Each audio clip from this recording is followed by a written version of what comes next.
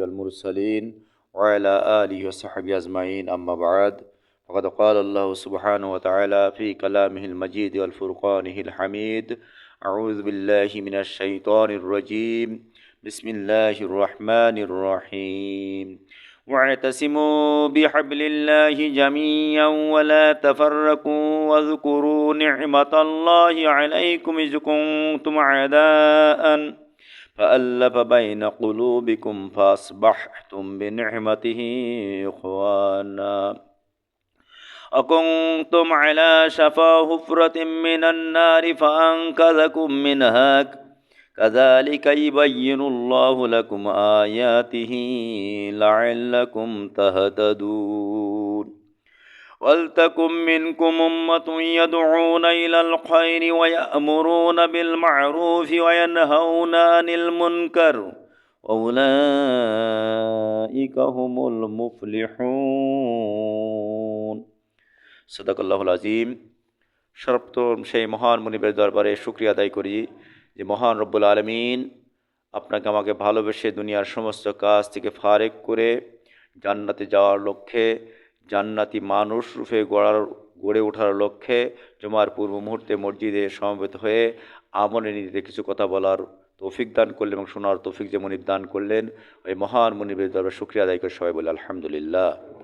দুরূদ ও সালাম পাঠ করে মানবতার মুক্তির দিশারি সাইয়্যিদুল মুরসালিন আশরাফুল আম্বিয়া খাতামুন নবিয়্যিন মুরদুল আল বিশ্বনবী মুহাম্মদ রাসূলুল্লাহ সাল্লাল্লাহু আলাইহি ওয়াসাল্লাম। আমি আপনাদের সামনে মহাগ্রন্থ আল কোরআনুল কারীমের উল্লেখযোগ্য সূরা আল ইমরানের 103 এবং 4 নম্বর আয়াতে মুকদ্দাসা তেলাওয়াত করেছি। এরই আলোকে বর্তমান সময়ের পরে কিছু কথা বলবো ইনশাআল্লাহ। ওমা তৌফিক ইল্লা বিল্লাহ আলাইহি তাওয়াক্কালতু ওয়া ইলাইহি উনীব। সম্মানিত উপস্থিতি, আমরা যারা মসজিদে আসছি, আমাদের দায়িত্ব এখন হলো জুমার নামাজ আদায় করা, ঠিক কিনা? এই জুমার নামাজের মধ্য দিয়ে আল্লাহ রাব্বুল আলামিনের রাজি খুশি অর্জন করে তার জান্নাত নেওয়া, নাকি জাহান্নাম থেকে পরিত্রাণ নেওয়া? না আর কোনো উদ্দেশ্য আছে? আর কোনো উদ্দেশ্য নেই, একটাই উদ্দেশ্য যে আমরা জান্নাত পেতে চাই, ঠিক কিনা? আল্লাহ কবুল করে নিক, সকলে বলেন আমিন। তো জান্নাতে যাওয়ার জন্য আল্লাহ রাব্বুল আলামিন কীভাবে মানুষ জান্নাতে যাবে, কি কাজ করলে জান্নাতে যাবে, সেই পথটা বাতলি দিয়েছেন। আল্লাহ পাক বলছেন, তোমরা যারা জান্নাত চাও তোমাদের প্রথম দায়িত্ব হলো ওয়াতাসিমু বিহাবলিল্লাহ, আমার রশি মহাগ্রন্থ আল কোরআনুল কারীমকে দৃঢ়ভাবে আঁকড়ে ধরো, দৃঢ়ভাবে আঁকড়ে ধরো। সব জায়গায়, এক জায়গায় না, সব জায়গায়, সব জায়গায় আঁকড়ে ধরো।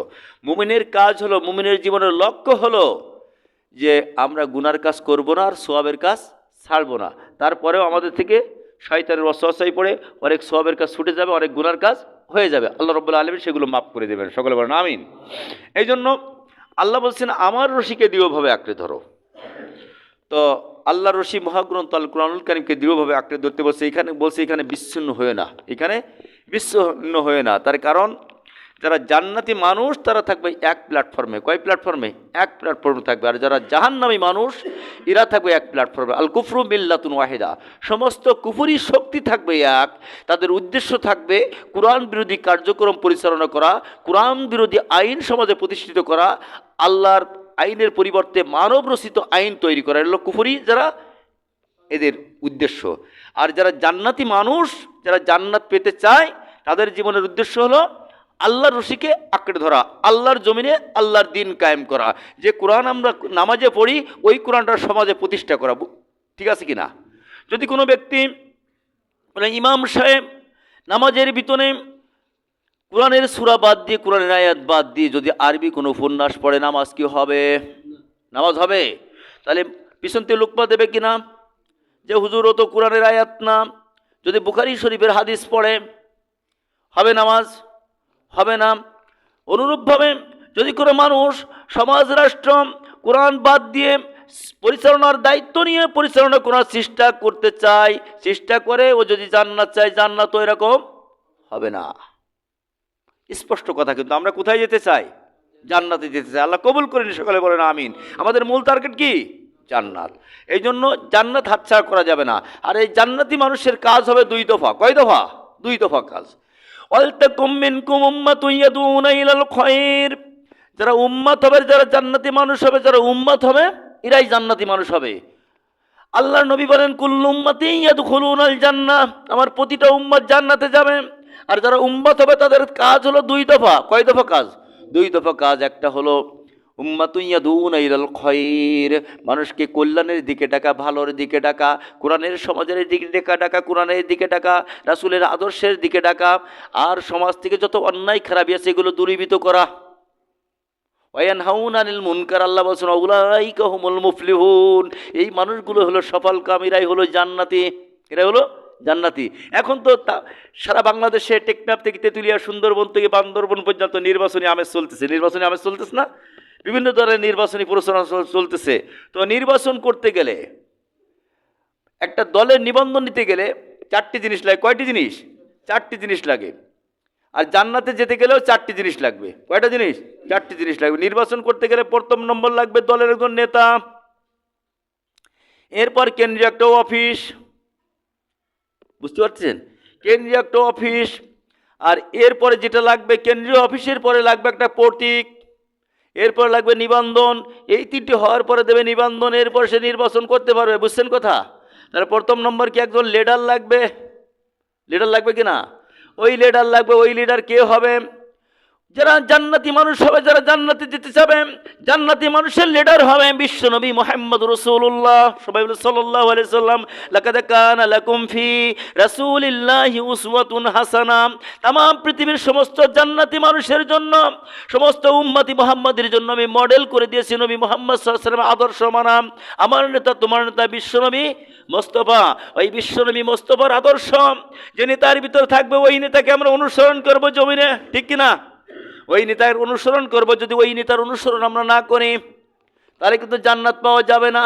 যাবে বলে আতিউল্লাহ রাসূল, তোমরা আল্লাহ এবং তার রাসূলের ইতিআত করা। উলিল আমরি মিনকুম, আর উলিল আমর যারা, যারা নবীর আদর্শের ধারক বাহক, যারা নবীর আদর্শ সমাজে বাস্তবায়ন করতে চায়, যারা নবীর আনিত দিন, নবীর উপর নাজিলকৃত কোরআন যারা সমাজে প্রতিষ্ঠিত করতে চায়, ওদের ইতিআত করো। নির্দেশকার আল্লাহ নিজে। উলিল আমরি মিনকুম ফাইন তানাজাতুম, যদি এই উলিল আমরদের ভিতরে কোনো মতদ্বন্দ্ব পরিলক্ষিত দেখো, ফারুদ্দুহু ইলাল্লাহি ওয়া রাসূল, তাহলে তোমরা আল্লাহ এবং তার রাসূলের দিকে ফিরে যাও। তার কারণ এরাও তো মানুষ, এদের তো ভুল থাকতে পারে, পারে কি না? তাহলে আল্লাহ এবং তার রাসূলের দিকে ফিরে যাও। তাহলে কয়টা বলেছি? শর্ত কয়টা? চারটা। এক নম্বর হলো নেতা, লিডার। দুই নম্বর হলো কেন্দ্রীয় একটা মার্কাজ। আমাদের কেন্দ্রীয় মার্কাজের নাম কি? কাবা। কেন্দ্রীয় মার্কাজের নাম কি? কাবা। যারা উম্মত হবে তাদের মার্কাজ হবে কাবা। আর এই কাবার অংশ বিশেষ তামাম পৃথিবীতে ছড়ানো আছে মসজিদ। কাবা ঘর নির্মাণের পরে যে পাথরগুলো থেকে গেলো, এই পাথরগুলো তামাম পৃথিবী ছড়াই দেওয়া হয়েছে। যেখানে পাথর পড়ছে কিয়ামতের আগ পর্যন্ত ওখানে একটা মসজিদ হবে। ওই মসজিদের সঙ্গে তাদের সম্পৃক্ত থাকবে কিনা? আপনি মনে করেন মনিরামপুরে প্রেক্ষাপটের কথা বলি, মনিরামপুরে 5 জন প্রার্থী নির্বাচন করতেছে। আপনি ধরে নেন যে দাড়িপাল্লার লোক, আপনি যদি সম্পর্ক রাখেন ধানের শীষের অফিসের সঙ্গে, তাহলে এই লোক কি ভালোবাসবে? আবার আপনি ধরে নেন দাড়িপাল্লার লোক, আপনি যদি কলসের সঙ্গে সম্পর্ক রাখেন তাহলে কি ভালোবাসবে? অনুরূপভাবে যারা উম্মত হবে, এদের প্রথম নম্বর দায়িত্ব হলো কেন্দ্রীয় মার্কাজ বা শাখা অফিস যেগুলো আছে, এই শাখা অফিসের সঙ্গে সম্পৃক্ত থাকবে। আর মুসলমানদের মার্কাজ হলো কাবা, আর এই কাবার সঙ্গে সম্পৃক্ত হলো তামাম পৃথিবীর সমস্ত মসজিদ। এই মসজিদ তারা সিজদা দেবে, এই মসজিদ তারা আবাদ করবে, এই মসজিদের সঙ্গে তারা তাদের দেহকে বেঁধে রাখবে। বুঝছেন কথা? 2 নম্বর আমরা পেয়ে গেছি অফিস। 1 নম্বর লিডার পেয়েছি বিশ্বনবী মুহাম্মদ রাসূলুল্লাহ সাল্লাল্লাহু আলাইহি ওয়াসাল্লাম। 2 নম্বর পেলাম কি? অফিস। আর 3 নম্বর হলো প্রতীক। 3 নম্বর কি? প্রতীক। মুমিনের প্রতীক হবে সুন্নাহ। মুমিনের প্রতীক কি? সুন্নাহ। পেতে চান জান্নাত, হতে হবে উম্মত, আর উম্মত হতে গেলে পালন করতে হবে সুন্নাত। তাহলে আমাদের প্রতীক কি? সুন্নাহ। তাহলে বিশ্বনবী মুহাম্মদ রাসূলুল্লাহ সাল্লাল্লাহু আলাইহি ওয়াসাল্লামের সুন্নাত যারা বাস্তবায়ন করতে চায় সমাজে, এরাই হবে আমাদের মডেল, এরাই হবে আমাদের আদর্শ, ঠিক কি না?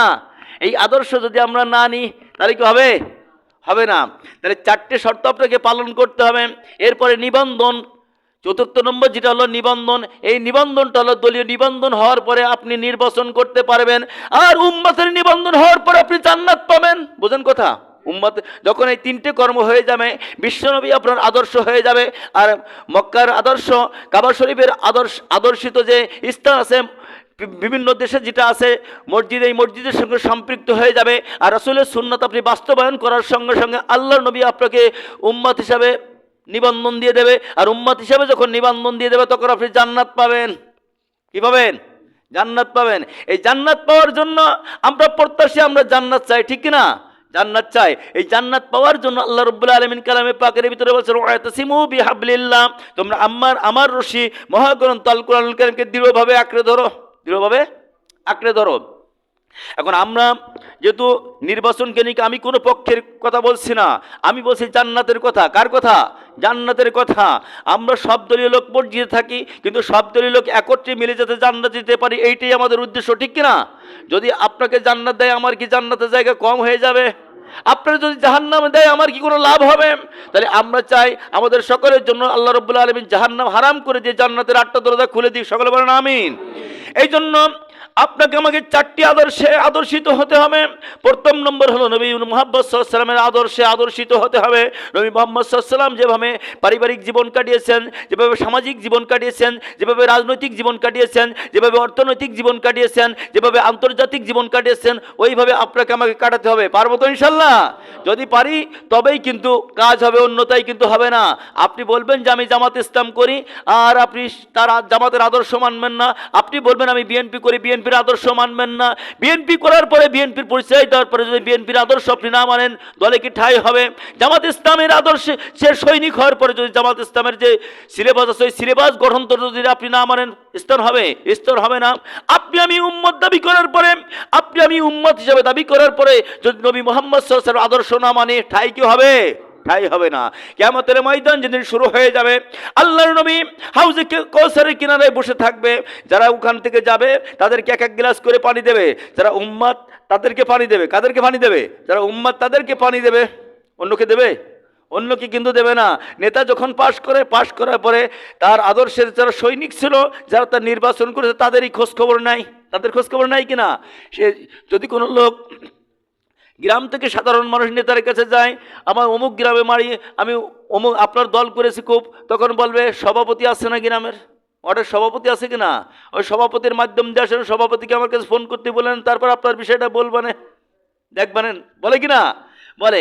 কিয়ামতের ময়দানে যখন হাউজে কাউসারের কিনারে আল্লাহর নবী বসে থাকবেন, আল্লাহর নবী বলেন নিফারাস্তুক বল হাউজ, আমি হাউজে কাউসারের কিনারে বসে থাকবো। মালমানরা সারিবা, যে লোকগুলো যাবে তাদেরকে আমি এক এক গ্লাস করে পানি দেবো। মান সারিবা লামেদমা আবাদা, যারা একবার এক গ্লাস পানি পান করবে তার আর জীবনে কখনো পিপাসা লাগবে না, তার আর জীবনে পিপাসা লাগবে না।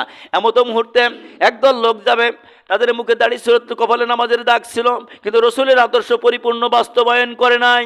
আল্লাহর নবী তাদেরকে পানি দেওয়ার জন্য উদ্যত হবেন। বুখারীর হাদিস বলছি, গল্প না। আল্লাহর নবী তাদেরকে পানি দেওয়ার জন্য উদ্যত হবেন। সুম্মা ইজাল বাইনা ওয়া বাইনাহুম, এর মধ্যে আল্লাহর নবী বলেন আমার মাঝে আর তার মাঝে একটা পর্দা পড়ে যাবে। আল্লাহকে আমি প্রশ্ন করি, আল্লাহ ইন্নাহুম মিন্নি, এরা তো আমার লোক, কপালে তো নামাজের কালো দাগ, এরা তো মসজিদের খতিব ছিল, এরা তো মাদ্রাসার মুহতামিম সাহেব ছিল, এরা তো বড় মাদ্রাসার শায়েখ ছিল, আল্লাহ তুমি কেন পর্দা ফেলাই দিলে? আল্লাহ রাব্বুল আলামিন বলবেন, ও নবী তুমি তো জানো না, তোমার অপতের পরে এরা তোমার দাঁত ভাঙা ইসলামকে ভেঙে ভেঙে টুকরো টুকরো করেছে। তাইফের ময়দানে রক্ত দেওয়া ইসলামকে, উহুদের প্রান্তরে দান দান মোবারক শহীদ করা ইসলামকে, 27টি যুদ্ধে সিপাহসালার দায়িত্ব পালন করা ইসলামকে, মদিনায় 10টি বছর দায়িত্ব পালন করা ইসলামী রাষ্ট্র পালন করার ইসলামকে এরা ভেঙে ভেঙে ছিন্ন ছিন্ন করে দুনিয়ার স্বার্থ অন্বেষণের জন্য এগুলোকে কবর রচনা করেছে। এগুলো কি কবর রচনা করেছে? সমস্ত উলামায়ে কিরাম এক হয়েছে, ওয়াতাসিমু বিহাবলিল্লাহি জামিয়া, আল্লাহর রশিকে দৃঢ়ভাবে আঁকড়ে ধরে আল্লাহর জমিনে আল্লাহর দ্বীন কায়েমের শপথ নিয়ে সামনে হয়েছে। আর আমি এর বিরুদ্ধে চলে গেছি, আমি কিন্তু হুজুর, আমি কি হুজুর? আপনাদের মধ্যে খতিব, তাহলে হুজুর আমি ওর থেকে আলাদা হয়ে গেছি। আল্লাহ রাব্বুল আলামিন হাবিব বলবেন সুকান লিমান গায়্যা মিন বাদি, দূর হ, দূর হ, তুই আমার থেকে সরে যা, তুই তো শুধুমাত্র সূরাতে হুজুর সিরাত, আমার তোমার ভিতরে আমার সিরাত ছিল না। আমি আমার যে সিরাত পালনের জন্য আল্লাহ রাব্বুল আলামিন আদেশ করেছে, ওই সিরাত তোমার ভিতরে ছিল না, ওই সিরাত তোমার ভিতরে ছিল না। এই জন্য রাসূলের সিরাত পালন করার দরকার আছে কিনা? সব জায়গায় না, এক জায়গায়। ভোটটা বাদ, তা ভোটেও যে রাসূলের আদর্শ পালন করতে হবে। যারা চাই সমাজে কোরআনের রাজ কায়েম করতে, আপনি যদি উম্মত হয়েছেন তাদের পক্ষে সমর্থন দেবেন। যারা চাই ইসলামের পক্ষে কথা বলেন, যারা চাই না এর পক্ষে, যারা চাই সমাজ থেকে সন্ত্রাস চাঁদাবাজ দূরীভূত করে একটা মানবিক সমাজ উপহার দেওয়ার জন্য, তাদের পক্ষে রায় দেওয়া। নির্দেশ কার? আল্লাহ রাব্বুল আলামিনের নির্দেশ। এই জন্য আপনাকে আমাকে অগ্রসর হতে হবে। সাথে সাথে বাংলাদেশ গভর্নমেন্ট, বাংলাদেশ বর্তমান যে সরকার আছে দায়িত্বশীল, উনি বিদ্যুৎ বিলের সঙ্গে একটা করে চিঠি দিয়েছে, যাদের বিদ্যুৎ বিল এসে গেছে একটা চিঠি দিয়েছে না, আমার কাছেও চিঠি দিয়েছে। আপনাদের প্রত্যেক বাড়ি বাড়ি যাদের বাড়িতে বৈদ্যুতিক মিটার আছে তাদের সঙ্গে একটা হা না ভোটের একটা চিঠি দিয়েছে, দেখছেন? নতুন করে বিদ্যুৎ বিল আসছে না কারোর বাড়িতে, ওই সঙ্গে আর একটা কাগজ আছে না, হা না ভোটের কাগজ। জি, যাদের বাড়িতে আসছেন তাদের একটা হা না ভোটের কাগজ আছে। হা কি আর না কি এটা আমার বুঝতে হবে। যারা ফ্যাসিস্ট, যারা টেররিজম, যারা বাংলার জমিনে সন্ত্রাসী কর্মকাণ্ড করতে চায়, চাঁদাবাজি করতে চায়, ধর্ষণের সেঞ্চুরি পালন করতে চায়, এরাই নার পক্ষে, এরাই কি নার পক্ষে। আর যারা এই সমাজকে মানবিক সমাজ উপহার দিতে চায়, সন্ত্রাস মুক্ত, চাঁদাবাজ মুক্ত, টেন্ডারবাজ মুক্ত, ভ্যান স্ট্যান্ড দখল মুক্ত সমাজ যারা গ্রহণ করতে চায় তারাই হলো হার পক্ষে। বুঝছেন কথা? এরাই হলো হার পক্ষে। এই জন্য গণভোট হার পক্ষে রায় দেওয়ার জন্য গভর্নমেন্ট নির্দেশনা শুধু করে নাই, আমরাও নির্দেশনা দিচ্ছি, আমাদেরকে চিঠি আসছে বলার জন্য। এই জন্য আমরাও নির্দেশনা দিচ্ছি যে সুনির্দিষ্ট প্রতীকে ভোট দেওয়ার পরে, আপনার মনোনীত প্রতীকের ভোট দেওয়ার পরে আপনি যদি জান্নাত পেতে চান, আল্লাহর পথের সৈনিক হতে চান, রসুলের উম্মত হতে চান, অবশ্যই আপনাকে হার পক্ষে থাকতে হবে। কিসের পক্ষে? হার পক্ষে থাকতে হবে। হা মানে হলো সঠিক পথ, হা মানে কি সঠিক পথ, আর না মানে হলো শয়তানের পথ। না মানে কার পথ? শয়তানের পথ। এই জন্য শয়তানের পথে যাওয়া যাবে না, শয়তানের পথে যাওয়া যাবে না। ইসলাম কখনো ভ্যান স্ট্যান্ড দখল করে, টেম্পু স্ট্যান্ড দখল করে চাঁদাবাজির কথা ইসলাম বলে না। ইসলাম বলে শ্রমিকের পাশে দাঁড়িয়ে আল কাসিবু হাবিবুল্লাহ, যারা সহস্র উপার্জন করে খায় ওরা হলো আল্লাহর বন্ধু, ওদের জান্নাত হবে 500 বছর আগে। আর আজ সেই খেটে খাওয়া মানুষের ভ্যান স্ট্যান্ড দখল করে, রিক্সা স্ট্যান্ড দখল করে, টিভি 30 টাকা, 40 টাকা, 50 টাকা, 100 টাকা নিচ্ছ, এগুলো উচ্ছেদের জন্য এই গভর্নমেন্ট আইন করেছে হা ভোট। বুঝছেন কথা? হা ভোট কি বুঝতে পারছেন?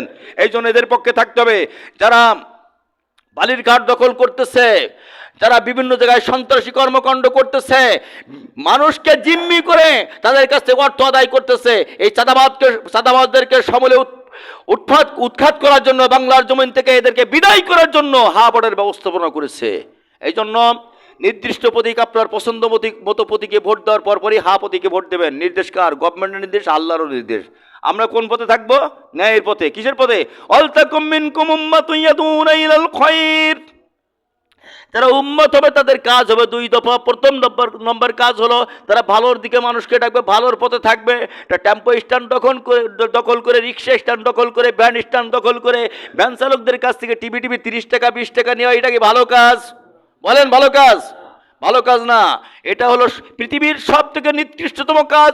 এই নিকৃষ্টতম কাজের বিদায় দেওয়ার জন্য, এই নিকৃষ্টতম কাজকে বাংলার জমিনকে উৎখাত করে একটা সুশীল সমাজ গঠনের জন্য, মানবিক বাংলাদেশ গঠনের জন্য হার পক্ষে আপনাদের থাকতে হবে। ঠিক কিনা? এখন অনেকে অনেক কথা বলে, ভাই 17 বছর তো অনেক লোক অনেক দল করেছে, এখন আবার তারা ইসলামী দলে আসতেছে, এদের নেবেন কেন? ভাই ফজরের নামাজ একটা লোক পড়ে নাই। কি বললাম? ফজরের নামাজ একটা লোক পড়ে নাই, তওবা করে এখন জুমার নামাজ পড়তে আসছে, আসরের নামাজ পড়বে, ওই লোকটাকে আর বেনামাজি বলা যাবে? ওকে আর গালি দেওয়া যাবে? আল্লাহ রাব্বুল আলামিন যদি তার তওবা কবুল করে নেয়, তার জন্য জান্নাতের দরজা খুলে দেবে কিনা? খুলে দেবে। তার গুনাহ মাফ করবে কিনা? মাফ করবে। তো আল্লাহ গুনাহ মাফ করার জন্য পাগল, আল্লাহ গুনাহ মাফ করবেন। আল্লাহ বলছে উদুনি আস্তাজিব লাকুম, তোমরা আমাকে ডাকো, আমি তোমার ডাকে সাড়া দেবো, তোমার জিন্দেগীর গুনাহ খাতা মাফ করে দেবো, তোমার জন্য জাহান্নামের দরজা বন্ধ করে দেবো, তোমার জন্য জান্নাতের দরজা খুলে দেবো। তোমার গায়ে জ্বালা ধরেছ কেন? তার মানে তুমি হলো ইবলিসের দোসর, মানুষ রূপী শয়তান, মানুষ রূপী ইবলিস। যারা যে মানুষগুলো গানের প্যান্ডেল ছিল, যে মানুষগুলো অনৈতিকতার পক্ষে ছিল, সেই মানুষগুলো গানের প্যান্ডেল ছেড়ে মসজিদমুখী হয়েছে, নৈতিকতার পক্ষে এসেছে। আসার পরেও যদি আপনার গায়ে গাত্র যখন শুরু হয়ে যায়, মনে করবেন আপনি হলে আবু জেহেলের উত্তরসূরি, আপনি উতবার উত্তরসূরি, আপনি নবী মুহাম্মদের উত্তরসূরি না। আমরা কার উত্তরসূরি হতে চাই? নবী মুহাম্মদ সাল্লাল্লাহু আলাইহি ওয়াসাল্লামের উত্তরসূরি হতে চাই। দুনিয়ার থেকে বিদায় নেওয়া লাগবে কিনা? শুধু আমি মরবো না, আপনারাও মরবেন, সবাইকে মরা লাগবে। জান্নাত কি হাতছাড়া করা যাবে? জান্নাত হাতছাড়া করা যাবে না। এই মসজিদের খতিব বা ইমাম নির্বাচনের জন্য আমরা মাইক্রোস্কোপ যন্ত্র দিয়ে পরীক্ষা নিরীক্ষা করি, তার কিরাত সহি কিনা, তার আকীদা ভালো কিনা, তার চরিত্র ভালো কিনা, তার লিবাস পোশাক ভালো কিনা, তার সন্তান নামাজ পড়ে কিনা, তার স্ত্রী পর্দায় থাকে কিনা, তার আয়ের উৎস হালাল কিনা, এগুলো দেখি কিনা। অনুরূপভাবে এই মনিরামপুরের যিনি প্রতিনিধি হবেন, এমপি হবেন, তার আদর্শের দিকে আমাদের তাকাতে হবে। তার প্রতীকের ভিতরে টেন্ডারবাজি আছে কিনা, তার মার্কার ভিতরে জনগণের হক লুকিয়ে আছে কিনা, তার মার্কার ভিতরে রিক্সায় চালকের টাকা ঢুকিয়ে আছে কিনা, তার মার্কার ভিতরে ভ্যান চালকের চাঁদার টাকা ঢুকিয়ে আছে কিনা, তার মার্কার ভিতরে বালুঘাট দখল করে সেই চাঁদার টাকা ঢুকে আছে কিনা, এগুলো দেখা দায়িত্ব আছে কিনা। ইয়াউমানাদু কুল্লা উনাসিম বিইমামিহিম, ময়দানে মহাশরে আপনাকে আমাকে জানবে, নেতা সহ ডাকবেন, নেতা সহ কোথায় ডাকবে? নেতা সহ ময়দানে মহাশয় ডাকবে। তো নেতার মার্কার ভিতরে যদি চাঁদাবাজির টাকা ঢুকানো থাকে, টেন্ডারবাজির টাকা ঢুকানো থাকে, ওই নেতার সঙ্গে ওই নেতার সঙ্গে ডাকলে কি জান্নাত হবে? আমরা চাই কি জান্নাত? ওই নেতার মার্কার ভিতরে ঢুকানো থাকতে হবে নবী মুহাম্মদ রাসূলুল্লাহ সাল্লাল্লাহু আলাইহি ওয়াসাল্লামের আদর্শ। কার আদর্শ? নবী মুহাম্মদ সাল্লাল্লাহু আলাইহি ওয়াসাল্লামের আদর্শ। ওই নেতার মার্কার ভিতরে লেনিন, কালমাস, আব্রাহাম লিঙ্কন, বুশ এদের আদর্শ ঢুকানো থাকবে না। থাকবে না। আমাদের উদ্দেশ্যই হলো জান্নাত, ঠিক না? এই জন্য আগামী 13দশ জাতীয় সংসদ নির্বাচন সামনে, 12ই ফেব্রুয়ারি আসতেছে। এই 12ই ফেব্রুয়ারিতে প্রতিজ্ঞাবদ্ধ হয়ে ইসলামের পক্ষে রায় দেওয়া সহ প্রতীক জয়যুক্ত করে এই বাংলার জমিনকে একটা মানবিক রাষ্ট্র গঠনের জন্য আপনাদেরকে গভর্নমেন্ট উদাত্ত আহ্বান জানিয়েছে, আমিও উদাত্ত আহ্বান জানাচ্ছি। বলার দায়িত্ব আমার, ইন্নামা আনতা মুযাক্কিরুন লাস্তা আলাইহিম বিমুসাইয়্যিতিরিন। বলার দায়িত্ব আমার। আমি বললাম, আমাকে দারোগা করে পাঠায় নিয়ে আপনার বাড়ি নিয়ে যেতে হবে। কিয়ামতের ময়দানে তা আপনারা না বলতে পারেন। সময় হয়ে গেছে, শেষ নামাজ দিচ্ছি। যখন মানুষদেরকে জাহান্নামে নেওয়া হবে, তাকাদু তামাইয়াজু মিনাল গায়জ, জাহান্নাম গুসায় ফেটে পড়বে। জাহান্নাম বলবে, এই দুনিয়ায় কেন আসলি? দুনিয়া থেকে কেন জাহান্নামে আসলি? কারণটা কি? তোর কাছে কালামি আতিকুম নাজির, তোর কাছে কোনো ভীতি প্রদর্শন করে যায়নি? তোর কাছে কি মসজিদের খতিব সাহেব কোনোদিন বলেনি এ কথা? তখন বলো, ক্বালু বালা কাদ জাআনা নাজির, হ্যাঁ আমার কাছে বলেছিল, ফাকাজ্জাবনা, আমি ওটা অস্বীকার করেছিলাম, মিথ্যা বলেছিলাম। কুলনা, তারা বলবে যে আমি ওটা মিথ্যা প্রতিপন্ন করেছিলাম, ওটা আমরা বলিনি। ও যা বলতে হুজুরি মন গড়া কথা, ও মানি পারা যায়। ইসলাম এক জিনিস, নামাজ এক জিনিস, আর ইসলামী রাজনীতির আর এক জিনিস। রাজনীতির মধ্যে ইসলামের মধ্যে নেই। কোরআন আছে, সূরা মুলক পড়ি দেখেন। সে তখন বলবে, লাউ কুন্না নাসমাউ আও নাকিলু মা কুন্না ফি আসহাবিস সাইর, হাই যদি আমি ওই দিন ওই খতিব সাহেবের কথা, ওই মৌলানা সাহেবদের কথা মানতাম, তাহলে আজ জাহান্নামে আমার আশা লাগতো না। ওই দিন আফসোস করে কাজ হবে? আফসোস কবে করতে হবে? আজকের। তওবা করতে হবে কবে? আজকের। নির্বাচনের আগে তওবা করে আমাকে প্রতীকে নির্বাচন করতে হবে, ভোট দিতে হবে, ঠিক কিনা? নির্বাচনের পরে আস্তাগফিরুল্লাহ বলে কাজ আছে। এই তওবার নাম হলো সঠিক প্রতীক বাছাই করা। সঠিক প্রতীক বাছাই করার নাম হলো তওবা। এই তওবার নাম আস্তাগফিরুল্লাহ না। তা যে কথাগুলো বললাম, আল্লাহ রাব্বুল আলামিন আমি সহ আমাদের সকলের বাস্তব জীবনে আমল করার তৌফিক দান, সকলে বলেন আমিন। আমা তৌফিক ইল্লা বিল্লাহ। আসসালামু